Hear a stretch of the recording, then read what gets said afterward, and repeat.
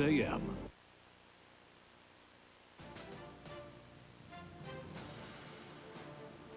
Tonight, Mayor Kwame Kilpatrick and challenger Freeman Hendrix go head-to-head in the first televised debate. It's Decision 2005, Mayoral Debate on Local 4. Live from the campus of Wayne State University. Here's the president of Wayne State University, Dr. Irvin Reed. Good evening.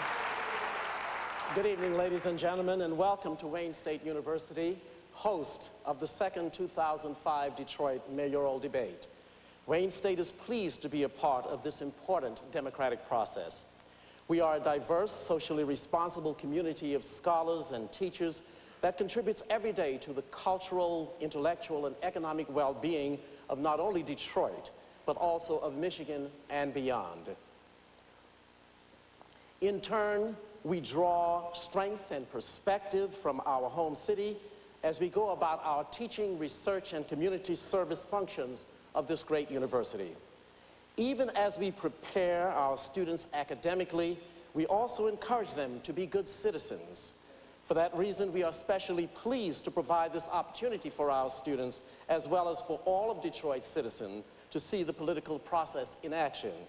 Again, welcome, enjoy the debate, and remember to vote on November 8th.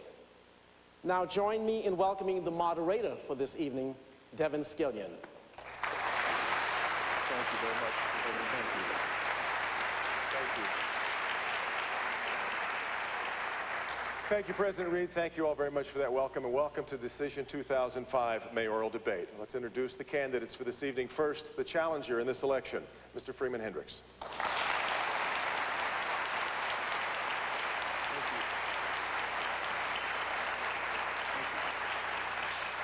And the Mayor of Detroit, the Honorable Kwame Kilpatrick.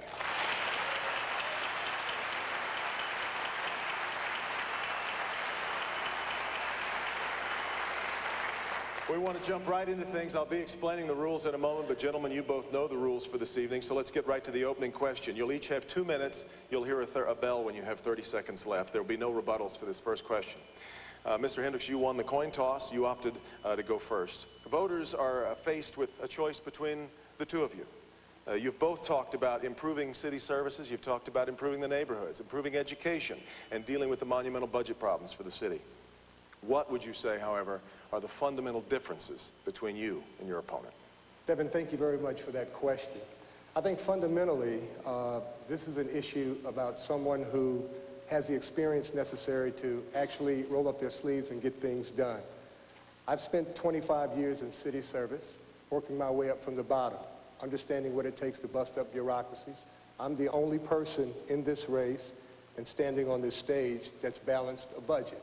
I've balanced 8 of them, negotiated collective bargaining agreements, and caused our city's credit rating to be upgraded, Devin.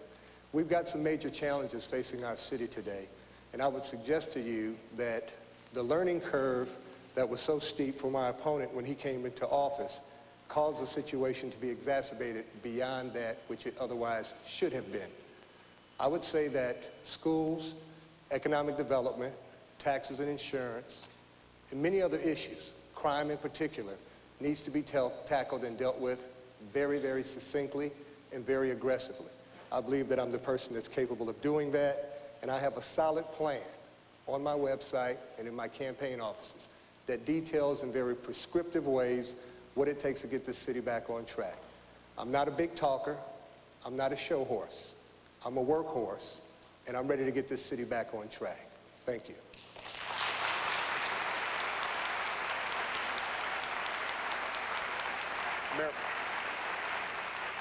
Mayor Kilpatrick, the same question. You've both talked about a lot of the same issues during this election. The primary differences between you and your opponent. Well, good evening, everyone. Good evening. And good evening to Detroit as well. The fundamental difference between my opponent and myself is success for us in moving city services forward and failure on my opponent's part. He's the self-proclaimed leader of operations. That means police, fire, streets, trash, snow, grass, lights, transportation. All of those were abysmal failures when I walked in office. The police department was under a federal consent decree. Cocaine was walking out the door of the property room. Our fire department, the equipment was all over 22 years old. You know he didn't know how to shovel snow. You know that the grass in all of our parks was waist high. As a matter of fact, we had 7 girls raped in parks where the grass was too high. You know that we had more potholes in the city of Detroit than any other city in America. When we came in, we rolled up our sleeves and we started to move the budget forward. After they put the budget up 50% and hired 20% more of employees and left us with a $100 million deficit, we balanced the budget in the first year. And so we started to move economic development and city services forward. The difference between my opponent and I is that I'm the operations mayor. I've been the person to move operations forward in this city with the worst economic conditions we've seen. He balanced 7 budgets, but for the life of me, I can't figure out where the money is. $60 million that was spent to knock down homes. They knocked down just 2,000 more than we knocked down. They didn't fix police stations, fire stations. Is that 30 seconds? You've got 30 left, yes, sir. Fix police stations or fire stations. They crippled the entire program in city services. What I want to do is take us to the next level so we get out of what was and start talking about what's next. I want to have a vision for this city, and so we can start pulling people together so we can see what's next and go into emerging industries and the hydrogen economy. He can't even understand that, and that's why you hired a young mayor, so I can see farther. It's time for us to move forward in this city. All right. Let me get now, if I could now, the rules of the debate from this point are a little bit different and are as follows. You'll each have 90 seconds to answer each of the questions. A bell will ring at 1 minute, meaning you've got 30 seconds left, and then again when your time is up. After which, you'll each be given a 30-second rebuttal. In the end of the debate, you'll each have 2 minutes and 30 seconds to make a closing statement. Our esteemed panelists for this evening are both Detroit voters. We're very happy to have with us the Dean of Wayne State's Law School, Frank Wu, and my colleague at Local 4, Carmen Harlan.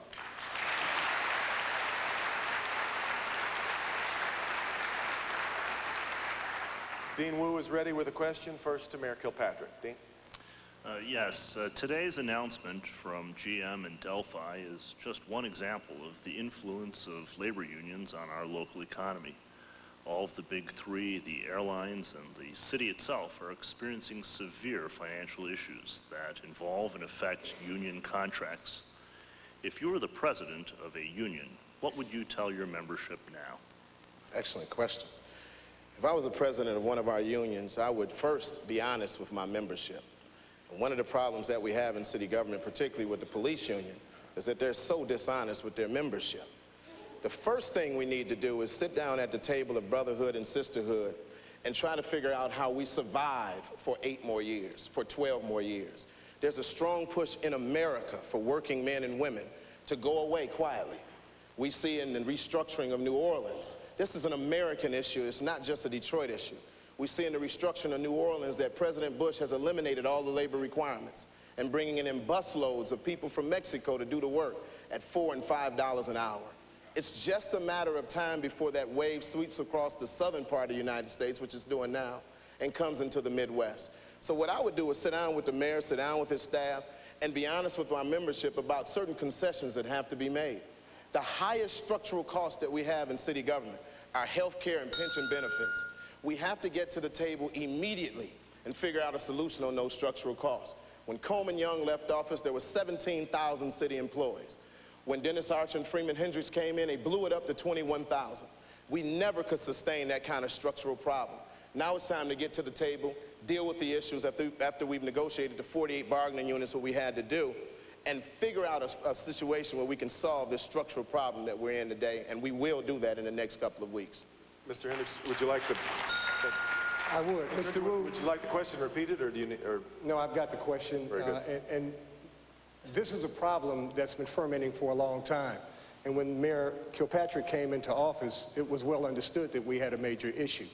If you want to set a frame for unions to come in and give concessions, you have to start at the top. You have to show sacrifice yourself.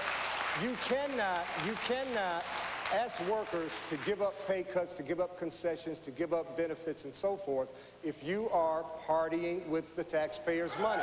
And So the pain starts at the top. The pain starts with the mayor taking a 25% cut, the mayor cutting his staff in half, the mayor getting rid of cars, the mayor getting rid of credit cards, the mayor taking an increase in his copay for his prescription drugs. Then and only then can he honestly sit down with the labor unions and say, now the table is set, I'd like for you to give as well. You cannot do that if you're in party mode, and the party is over. Mayor Kilpatrick. We want to get to as many questions as we can tonight. Please, folks. Mayor Kilpatrick, you've got 30 seconds for rebuttal. I think the question was a higher level question on how we engage our organized labor union. And we can continue to talk about nonsense and crap, but the problem is when I walked into office, they hadn't negotiated any labor unions. None. 48 expired contracts. The most regressive situation we've seen in American history right here in the city of Detroit. The high structural costs and no willingness to go to the table and solve any problem. He was there for 7 years, he's not a fresh face, and he did nothing on the job. Mr. Hendrix.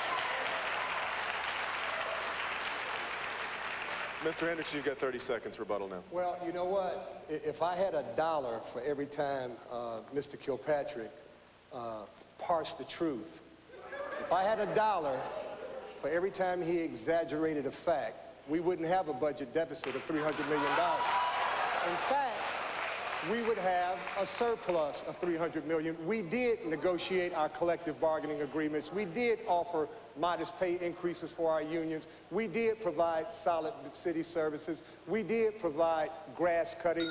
The snow shoveling that's going on today is because of the policy. Mr. Hendrix, that's time. That's time.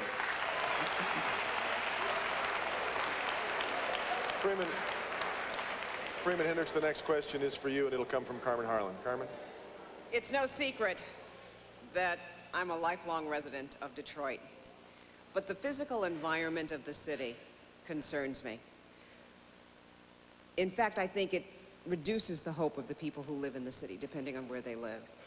I am proud that the city is hosting the Super Bowl, and I do recognize that some streets are getting the attention. There are some buildings that are getting the attention. Our image is getting some attention. But there are critics who say that that's just to impress the high-rolling Super Bowl crowd that's coming in February. Now, I want you to think about it.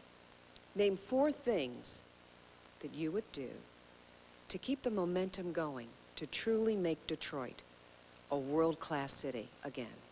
That's a good question, Carmen. I think the first thing that we would do in pivoting off of the Super Bowl, and it's something that we fundamentally need to do regardless, we need to invest in our workforce, bottom up, providing them with the tools that they need and the right level of supervision so that service delivery, not just downtown, but throughout the city of Detroit, can be provided for the taxpayers in a way that makes sense. We need to lower the tax rate in the city of Detroit, not just for select neighborhoods, not just for the upscale neighborhoods. NEZ is fine, but the mayor has the power and the capacity to grab this issue by the horn and make sure that every city in this community has the opportunity to have a lower tax rate. We have a 71 mil tax rate. It is very discouraging to bring economic development, not only regionally and statewide, but anywhere from around the country and around the world.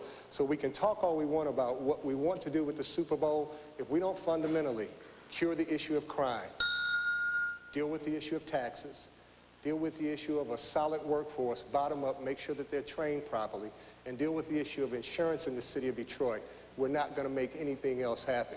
My plan speaks to it very specifically. When we raise taxes on the little people, we hurt everyone.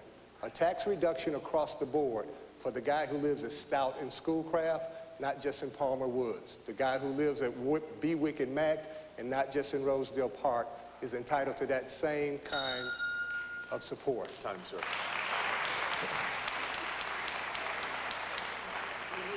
Do you need me to repeat the question again? Critics say that Just the last part. Yes. That what we're seeing as far as spoofing up or sprucing up the city of Detroit is just a quick fix. What are the 4 things that you would do to keep the momentum going the day after the Super Bowl to make Detroit a world-class city once again?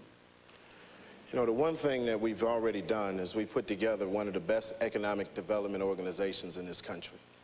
It's hard to sell the city of Detroit. We've had a 50-year stigma attached to us that we've had to break over the past 4 or 5 years. And so what we've done is we've brought people into our city, and we've given them site visits. And we're now building more houses in places like where I went to middle school, Pelham Middle School on Martin Luther King and 16th and 17th in core cities. We're moving over to the Far East Side project, and we're building 3,000 homes on Connor and Alter and Mack.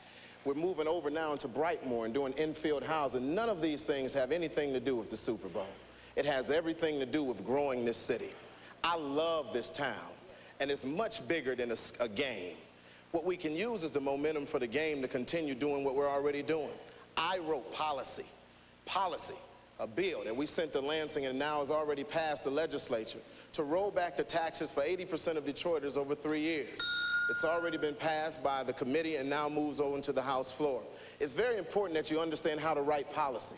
You can, all of this conversation about what I'm going to do, 7 years in the chair, and not one single system was better after 7 years of Mr. Hendrix running it.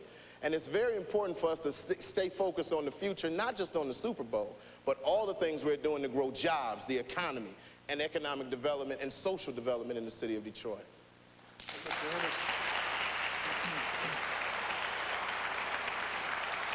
Mr. Hendrix, you've got 30 seconds rebuttal. Yeah, writing policy is all well and good, but if you don't have the capacity and the experience to implement that policy, to operationally make it work, then you're a lawmaker. You're not a CEO to actually run a city. We do need to demolish more homes. We were demolishing 2,200 homes on average a year for 7 consecutive years. The mayor said he was going to knock down 5,000 in the first year. The record showed he knocked down 783, doubled the price of the demolition. That's time, sir. That's time. You just have 30 seconds. Mr. Mayor, you've got 30 seconds.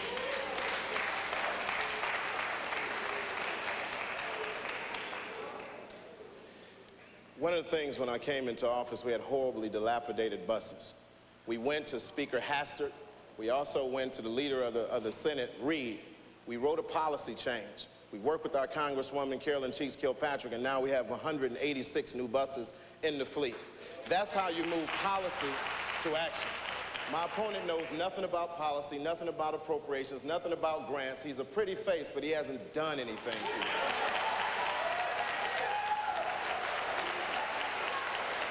Gang, ladies and gentlemen, we appreciate the exuberance, but we want to get to as many questions. Hang on, folks.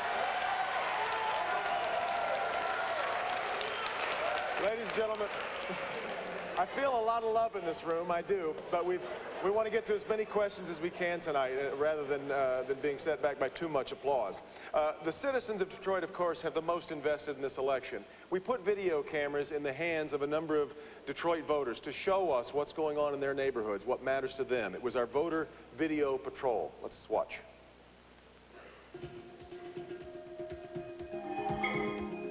I'm a single dad of Arrington Jordan Stone, and I'm a Detroit public school teacher. And this is an example of what we're teaching in. This is what we have to contend with and deal with working in the school system. I put my daughter into a public school last year. What public school? Stevens Elementary. Okay. And I walked into her class and she didn't even have a teacher. This is my son, Johnny DeFries, and my most important issue is education. I would like to know what is going to happen with the public school system, how it's going to be improved. Mayor Kilpatrick, although the mayor of Detroit does not have what I guess we would call direct control of the Detroit public schools, what makes a school great? What makes a school system great? And how do we bring greatness to Detroit public schools? I taught in the Detroit public schools for 3.5 years. And what makes a school system great is the student-teacher relationship.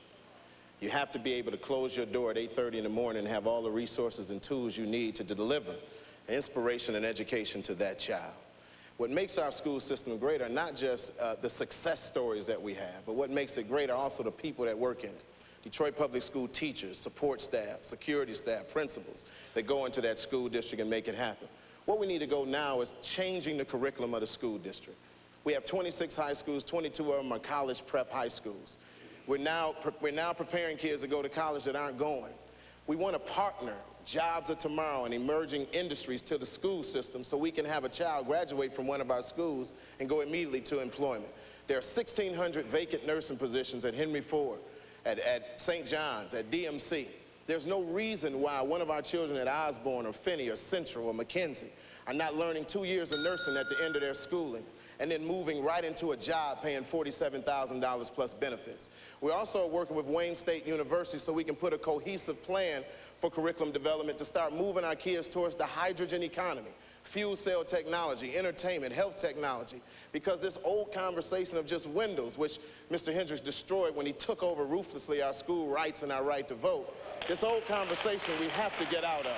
So that's where we're moving our system towards, and that's why our kids need us to be looking at the future. Time. Mr. Hendrix, what makes a minute 30? On the same question? You've got on the same question. What makes a school system great, and how do we bring greatness to Detroit schools? And I'll get to that question, but I just want to clarify to our audience that the mayor didn't tell the truth about the buses. We put 400 buses on the streets in an 8-year period during the Archer administration. So this is just another example of being fast and loose with the facts and not really providing the truth. Schools. Mr. Mayor, I was a part of the reform board. I volunteered for that role. You were in the back room cutting a deal with John England to take away the authority that the mayor of the city of Detroit could have had if you had not interfered, and the very authority that you sought once you got in office. And then you aggressively fought to keep the takeover in place by supporting Proposal E when I opposed it. I opposed it verbally, I opposed it financially. Devin, what we need in Detroit is site-based management. Parents, teachers, principals making decisions in their local schools without interference from administrators, politicians, and bureaucrats. We need full funding for Head Start. We've lost 800+ seats and the millions of dollars of funding through neglect and oversight from this mayor, depriving 3- and 4-year-olds of the fundamental start that we need in this city. That's what I say about someone who doesn't understand operations, who doesn't understand how to take a system and move it to benefit its students. You've got 30 seconds. 30 seconds rebuttal. It's so hard to come back on all the discrepancies and misinformation and lies that our opponent are throwing off. Every single year he was in office, the Hendrix administration was 1,200 seats short on Head Start, every year. One year they were 1,600 seats short. If you add up all the children that did not get served when this man was in office, there'll be thousands of kids that didn't get served in Head Start. What we need to do is tell the truth, and I'm hopeful that the media, after this debate, you go back and check over the information that my opponent is spewing out there incorrectly. Yeah, they will. I fully expect that they will. I fully expect that they will, Mr. Kilpatrick, but the article was written, the article was documented, and before this debate is over, we're going to be questioning several things that you say tonight that holds up what you've done, but really is on the shoulders of accomplishments of the administration of Archer and Hendrix. These are our accomplishments. These are things that we have done, and I want to move this city forward, not with just some back and forth rhetoric, but someone who seriously has the experience and understands systems and processes to get this city back on track. Dean Wu. Dean Wu, the next question is for Freeman Hendrix. Scientists are making a dire prediction. There's the potential for a global flu pandemic that could affect millions of lives around the world. How would you ensure that we are ready for something like that and any other catastrophe here in Detroit? Mr. Wu, thanks for the question. The health department here in the city of Detroit, like all of our departments, are challenged from a budget standpoint. There are currently opportunities that I believe are going left wanting, because if you look at the number of clinics in the city of Detroit on a per capita basis, when you compare us to Cleveland, compare us to Atlanta, compare us to Chicago, we have fallen down on the job drastically. Funding is available at the federal level. If I'm elected mayor on November 8th, I'm going to work very closely with Congresswoman Kilpatrick and everyone else in the congressional delegation to make sure that we get our fair share. Ladies and gentlemen, what we need are aggressive grant writers in our health department going after our fair share of health care clinics in the neighborhoods where the greatest need is, so that children and seniors can get those shots and get them quickly on an across the community basis. We also need a mayor that's going to focus long enough to make sure that that happens, working with the health care providers in this community to insist that all that we have coming, we get it. Thank you. Mayor Kilpatrick. The question was about a pandemic on health, flu. And my opponent talked about he's going to get some clinics up. Listen, Detroit, I want you to listen closely to this debate, because you can lob all these things, but you have to have people that actually have done things in office. And Venus and Serena Williams are younger than me, but I can't beat him in tennis. He's going to continue to say he's older than me, so he knows more. Let me say this. You have to have operating systems first that work well every day. We have the best emergency operations plan in the United States of America. We've been held up by the U.S. Senate, the President of the United States, of having such. We also have made a major investment, Mr. Wu, we've made a major investment in our CAD system, computer-aided dispatch, in our 911 system, in our 800 megahertz radios, so all of our systems now can talk to each other. Health department, fire, DPW, because if there's a pandemic, we have to also have an evacuation plan. We have to have a quarantine plan. We also have to move very aggressively to make sure that our least of these, our children and our seniors, are provided with water, are provided with medicine. We also have to know what kind of vaccine stock we have now. And in our health department, we have one of the best labs in the United States of America that we've stocked to be able to answer this situation. None of this was happening when Mr. Hendrix was in office, and he can't speak to it because he doesn't know about it.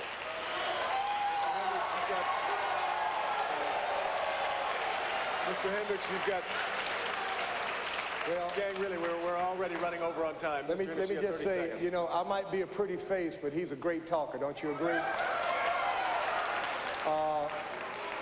And you're right, Venus and Serena, they are better tennis players, but that's a game, and this is not a game. This is serious business. And a pandemic is going to take is going to have national significance.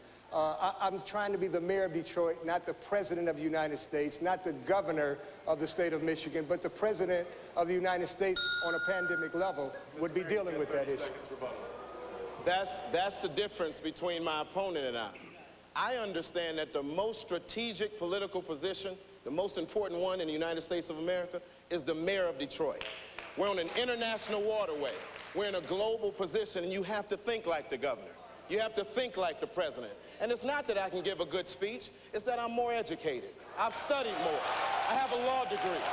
And all of these things about good speeches, it dumbs the electorate down, and that's exactly how we got George W. Bush. Be careful.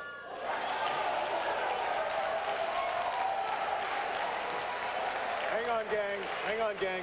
The next question is for Mayor Kilpatrick. Carmen. Mr. Mayor, according to our latest Local 4 Detroit News poll, 92% of Detroiters feel that at least somewhat important that Detroit's mayor have a good relationship with the surrounding suburbs. What is your interpretation of a good relationship?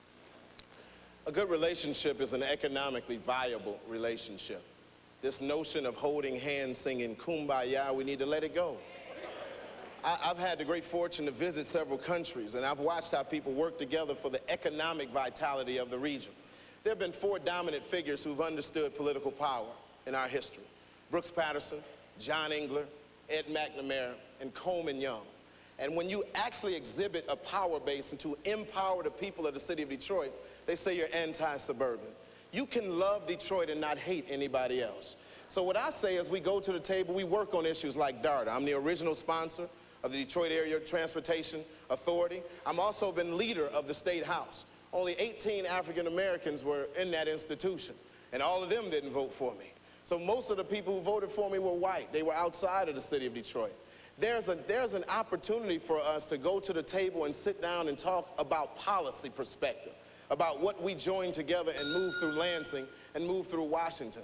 There's also an opportunity for us to take issues like a regional emergency operations plan, which we have the most successful regional plan in the state and in this country.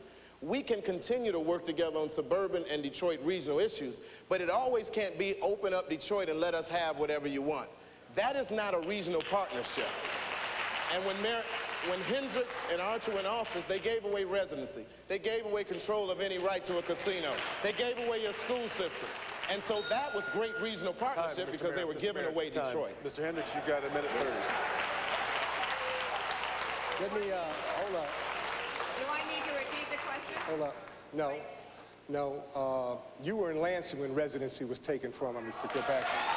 You were in Lansing when that was taken. But let me just say, if we are going to talk about regionalization and having a relationship with the leadership outside of this city, we have to be strong inside of the city. Before we can go respected by those outside of the 8-mile boundary, we have to demonstrate that we have the capacity to handle our business here. And we're not handling our business when we're closing down the aquarium, when we're closing down the Belle Isle Zoo, when we're closing down the Dawson Museum, when we surrender the public housing department to a federal government who is hostile to the homeless, and then we talk about we want to get along regionally. What is important, ladies and gentlemen, is that we first demonstrate we have the ability to do all that we can with the resources that we have available to us. I am totally in favor of a regional mass transportation authority. But we got to stop talking about DARTA. DARTA is dead. That was 4 years ago when Mr. Kilpatrick was campaigning for mayor. We got to get current. And getting current means making sure that the funding source is there and that we're dealing from a position of strength so that we merge the system, making sure we protect the rights of the workers that are there and work on a light rail agenda instead of adding an additional lane for people to rush out of the city of Detroit. Whether it's transportation, whether it's Cobo Center, whether it's a cultural tax, we can work together, but we have to do it from a position of strength. You've got 30 seconds. I just want to point out to Detroiters, this is the beginning of the decline of my opponent's answers. You're not going to hear another question answered tonight. The second thing I want to say to you, is the Housing Department Inspector General came in from 1995 to 2001. What they found that Mr. Hendrix hired his sister, and she lost $18 million in the Housing Department. When we talk about regional issues, we should stay focused on a higher level on how the citizens of Detroit empower ourselves. How do we maximize the use of our port, maximize jobs, and move forward? You've got 30 seconds. You got a hell of a nerve mentioning my sister's name when you've got family members tucked in all around the city of Detroit. But hold on. You got family members tucked all around the city of Detroit. Hold on. The public housing, ladies and gentlemen, Detroiters, the public housing department was not on the troubled housing list in 1994 to 2001. We got the city off the public housing list. We got the city off the troubled housing list in 1996. It went back on the troubled housing list we've got to move under on. Mr. Kilpatrick. We're running short on time, sir. Ladies and our next question again comes to us courtesy of one of the voters who we outfitted with a camera in our voter video patrol. Watch.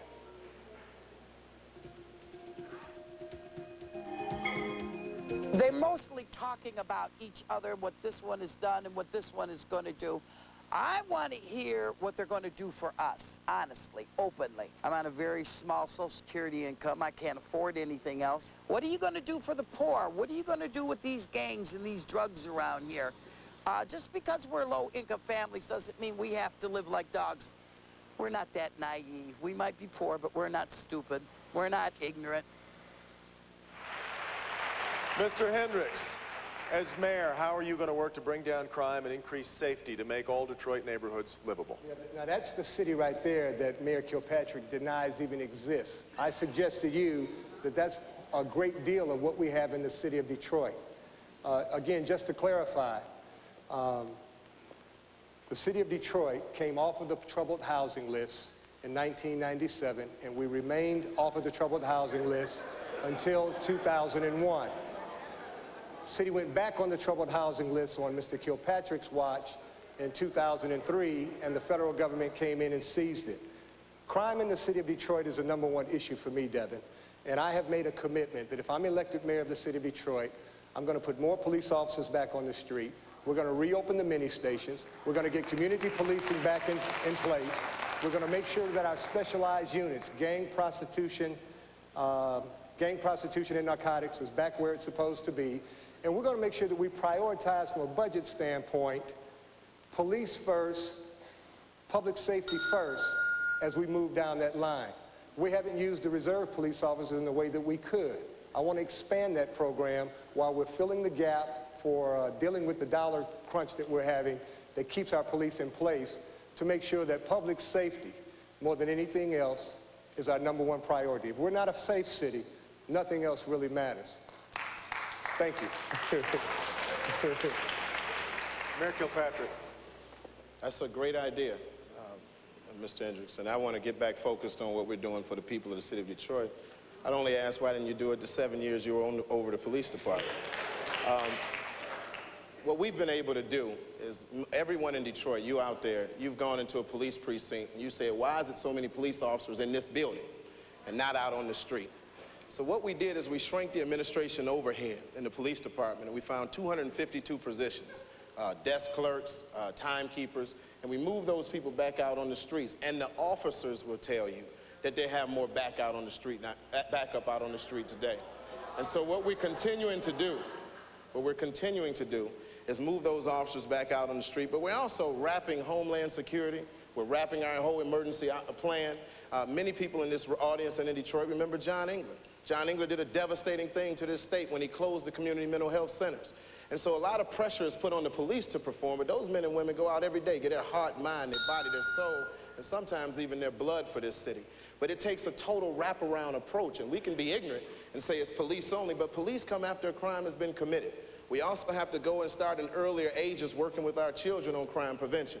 We have to also go and start building up substance abuse clinics once again in the city and reaching out to the federal government.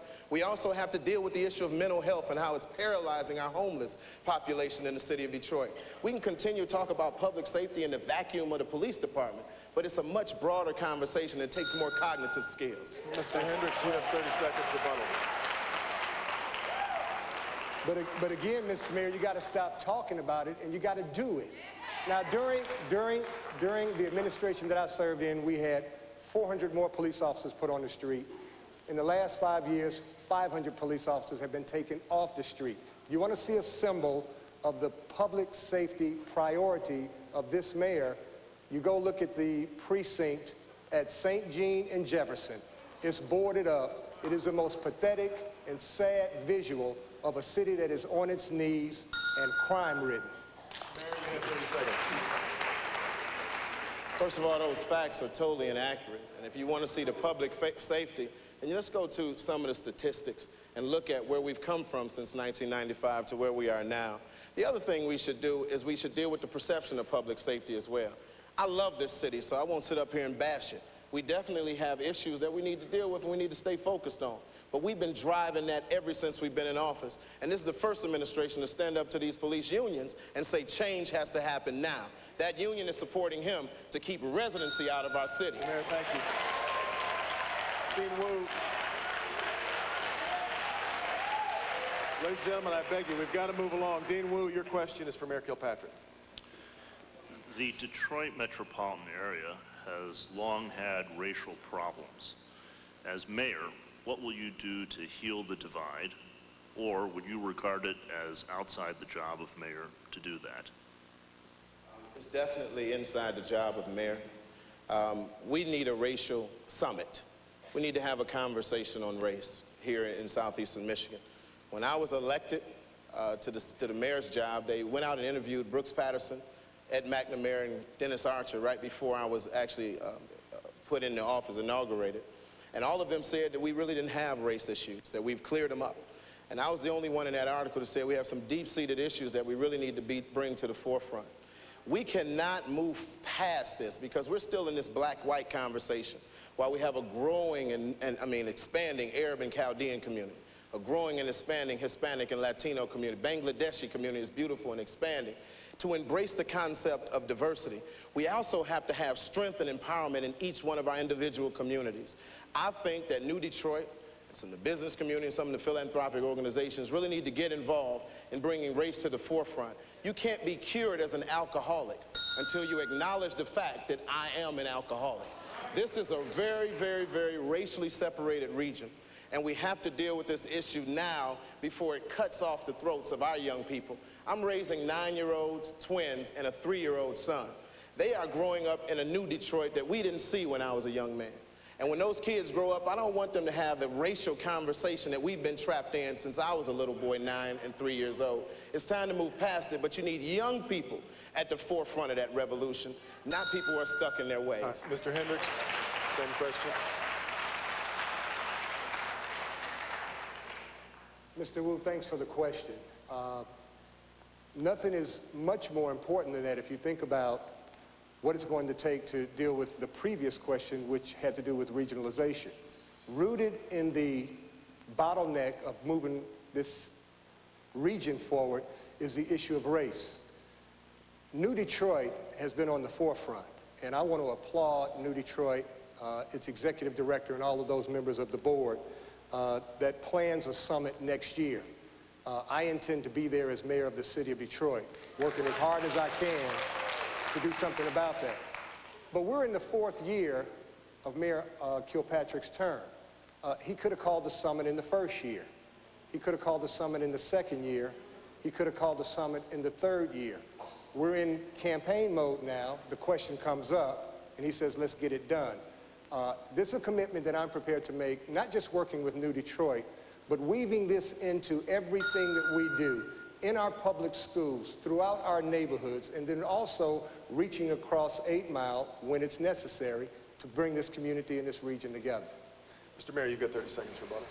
I think that the first thing is that I think my opponent and I agreed that Detroit first has to be empowered. You can't go to the table feeling half. When my opponent was in office before, everybody thought race relations were better, but 150,000 people in Detroit signed a recall petition. It was chaos in the street. We lost all kind of our rights, residency. We lost the ability to have ownership in casinos. We lost the school vote. And so it was chaos here because regional cooperation and empowerment stops at Detroit being powerful, and we need to deal with that issue. Hendrix, you've got 30 seconds. 30 seconds. 30 seconds? Well, it was 15,000 signatures, not 150. And that was Dennis Archer. I'm Freeman Hendrix. So you can reserve that for Dennis. Let me say again, ladies and gentlemen, talking about these things and then ordering your priorities to actually put them in place to get them done is frankly what the difference is between my opponent and I. He can talk about what he is going to do, what he is trying to do. We need some action. We need an operation. The next question is for you, Mr. Hendrix from Carmen Harlan. Mr. Hendrix, the city's Auditor General last week sounded the alarm. Said the city is now on a path toward inevitable receivership, which is essentially a city filing for bankruptcy. Let's assume for a moment that he's right. If the governor has to appoint a receiver for the city of Detroit, what would be good and bad about that decision? Well, thank goodness for the Auditor General. Because if it weren't for Joe Harris, ladies and gentlemen, if it weren't for Joe Harris, we may not even know today that this city is in fiscal crisis, that this city is on the verge of bankruptcy, that this city is looking at a receiver. It wasn't until January of this year that Mayor Kilpatrick finally admitted that we were looking at a $300 million budget deficit. Came to the table in spring and said we're going to project $65 million for the next fiscal year. Came to the table as he was subpoenaed and admitted that it's a $139 million gap. Now, we're going to use some different terms here. He uses gap. It means projected deficit, just so we understand what we're talking about here. It's a projected deficit.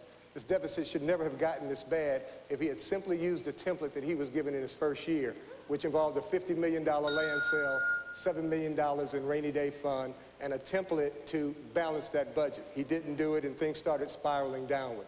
A receiver in Detroit is unacceptable. We have the capacity to manage our own affairs, and that won't happen if you have a mayor who can hammer out a plan and people believe and have the confidence that he could pull it off. Mayor Kilpatrick. First, it'll be absolutely absurd, Carmen, for us to accept the premise of the question. We are nowhere near receivership. Nowhere near. And let me explain to you why, because this is an awful situation where people go back and forth. My opponent has been using this $300 million figure. The Auditor General came out and said 150. We've been saying 139. And we've been managing our way through that process. $78 million of that is our structural cost, that pension and health benefits. And when you open up the paper and you read the paper right after they finish talking about me every day, they have Delphi, UAW, Ford, and all those folks that are experiencing the same issues. And so we're managing our way through that process. But let me also say this. The city of Highland Park has a $12 million budget. They have a $17 million debt problem, and they're not in receivership. It's 100% over their debt. And so what I'm telling you is that we're managing our way through this by continuing to roll back the way that we're hiring employees, to change the bloat that Mr. Hendrix put into the government when he came in office. And I wanted to say this as well. They talk about balancing 7 straight budgets. What did they do with the money? Because they didn't fix any police fire, they didn't cut grass, shovel snow, they had double the overtime, a whole lot of outstanding contracts, so they didn't fix any streets. So what did they do with all of that money? When the record surpluses at the federal level and the state level, they were gone. And this template that he talks about, anybody who would blow city government up, I don't want a template. Mr. Mayor, Mr. Hendrix, you've got 30 seconds.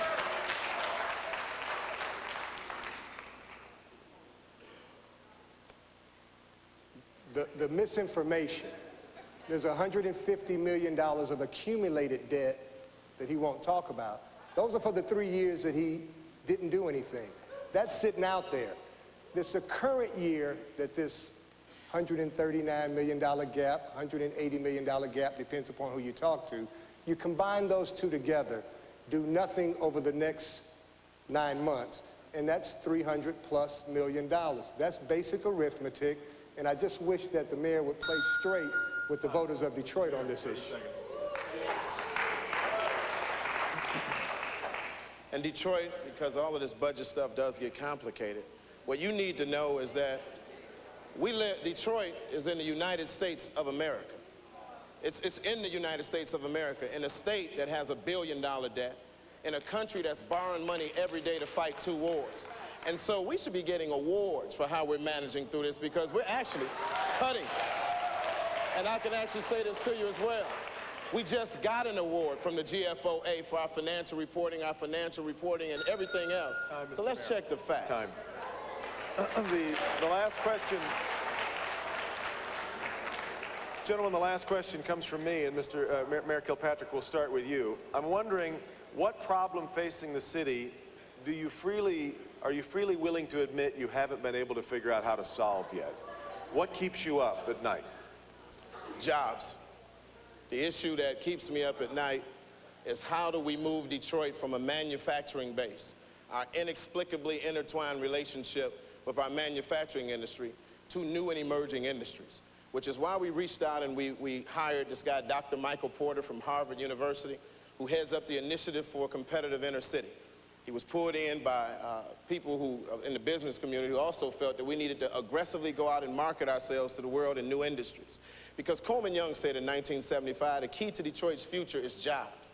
In 2005, the key to Detroit's future is still jobs. And so what we've done in this year-long study is we found 4 emerging industries that we need to go after. Health technology and healthcare, the entertainment industry in the city of Detroit, wireless communication, and lastly, fuel cell research, which lines itself up to Wayne State, and the Next Energy Project, which we aggressively went out and got here, $56 million of this new industry. All of these other conversations of crime and substance abuse and homelessness and human services all revolve around this whole notion that people are unemployed. We are 50 out of 50 states in unemployment here in Michigan. And historically, Detroit has always been the double what the state rate of unemployment is. We have to break the cycle, and what keeps me up at night is how do we partner today's kids with tomorrow's jobs. And that's exactly the higher level of thinking that we have to have as we move Detroit forward. We can't stay stuck in the mud any further. Mr. Hendrix,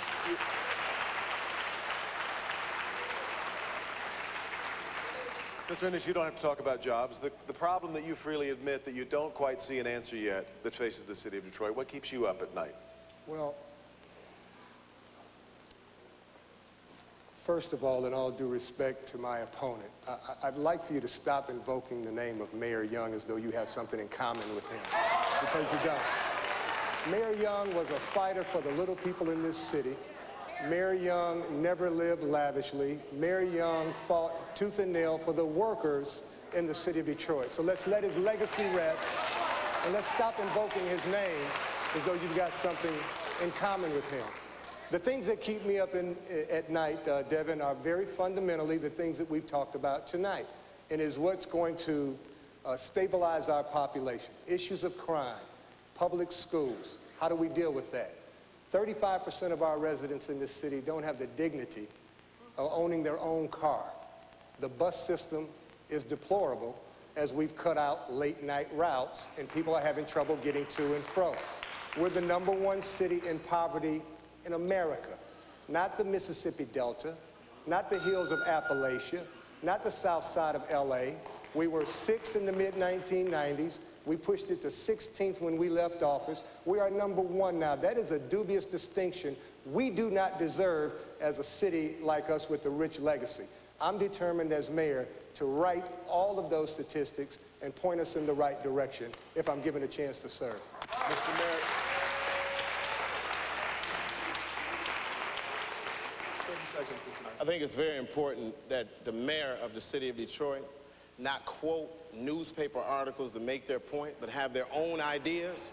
Because I think it's important, if you start quoting the Free Press and News to make your point, then you've already lost this city, because they don't want us to win.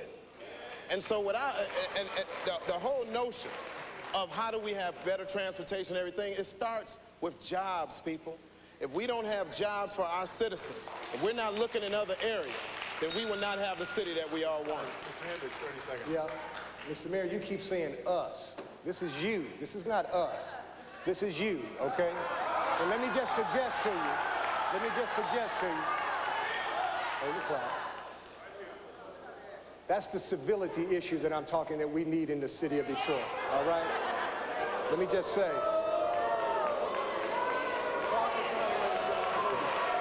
I'll wait. Ladies and gentlemen, please, we're running low on time and the clock is running on Mr. Hendrix. A little character education would be in order here. Listen. We'll give you 10 seconds, sir. Devin? 10 seconds, please. We were at 13% unemployment in the mid-1990s. We managed to push that down below 8% by bringing $20 billion of development in this city, sir, and focusing in on jobs for our citizens. Thank you, Mr. Hendrix. Thank you. It's time now for our closing statements. Ladies and gentlemen, Mr. Hendrix won the second coin toss, and in this case has opted to go last. You each have 2 minutes and 30 seconds. Mayor Kilpatrick, your final statements tonight. First of all, thank you, Detroit, for tuning in, and thank all of you for coming tonight.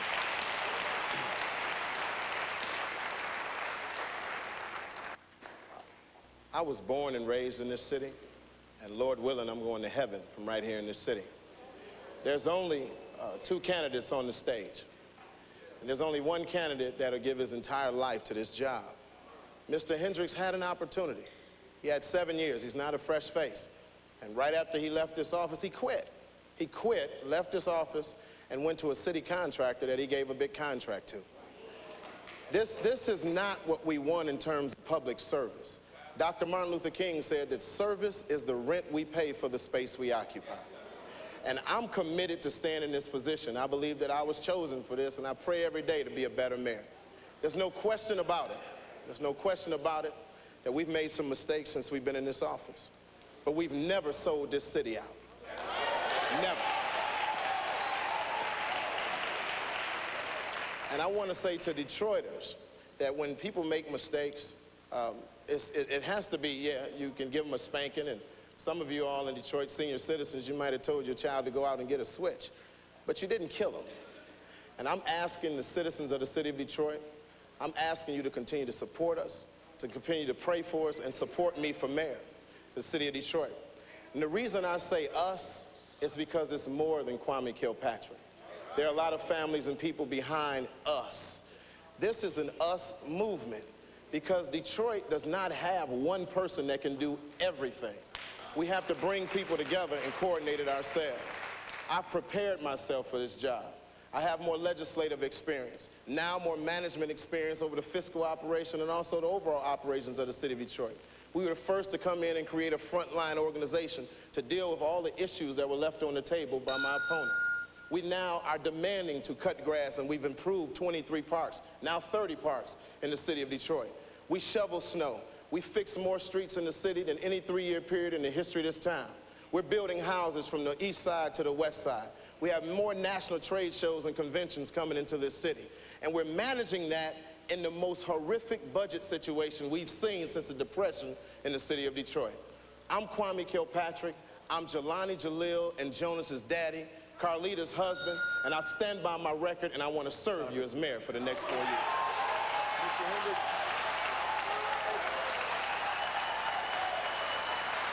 Hang on, gang. Mr. Hendrix. Mr. Hendrix, your final thoughts tonight, sir. How much time do we have? You have 2 minutes and 30 seconds. 2 minutes. You know, I've been running a grassroots bottom-up campaign, and one of the things that I started doing in this campaign is taking the bus. I picked up a bus last week, the Grand River line from downtown, and I took it home. It's an interesting experience, and it's something that all of you should think about doing if you want to feel what 35% of our residents are going through. I met a young man, 26 years old, on that bus who lives out on my side of town. He's working in a $2 car wash during the day. He's putting himself through Wayne County Community College midday on his own money, and he's working short order cook and bussing tables and washing dishes when a cook isn't needed. He told me that he had to quit his job at night because the bus that he needed to catch was canceled, a late bus that requires an east-west transfer. I said, well, why don't you catch a cab? He says, Mr. Hendrix, I make $35 a night when I can work. A cab costs me $25. It makes no sense. Now, that's a person we're supposed to be trying to help, and no one should be trying to get any sleep in city government until we provide a bus for that person. I contrast that to a statement that my opponent made early in his term when a Sunday morning talk host asked him, well, Mr. Mayor, how you like it? He says, I'm having fun. He says, I'm having fun. Well, I want you to know, Mr. Mayor, that that gentleman on that bus is not having fun. The 35% of our residents who need transportation are not having fun. The people who are part of that #1 statistic in poverty is not having fun. The people who are part of the 16% of unemployment, 70,000 people in this city who are looking gainfully for work, are not having fun. This is no time for fun. This office requires a mayor, an experienced mayor, who's going to roll up his sleeve, get very serious about walking into that office every single day, working to lift up the least of our people. Now, I'm here to tell you that that hasn't happened. The party needs to come down on this administration, and what we need to do going forward is elect a mayor who's going to focus every single day and restore the promise that this city can be a great place again. My wife, Elaine, thank you very much for your heartfelt wishes and your heartfelt support as we go through our own personal challenges. But to be sure, we'll be here for you going forward. Thank you very much. Gentlemen, thank you both very much.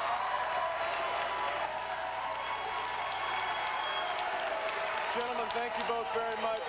Our thanks to Wayne State University. Let me quickly thank our panelists, Dr. Frank Wu, Carmen Harlan. Thanks to our radio partners, WMXD Radio. From all of us at WDIV and the Washington Post Newsweek families, thank you all, and good night.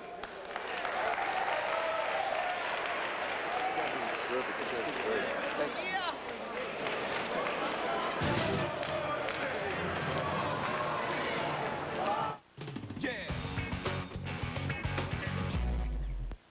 It is the Ford F-150, the highest ranked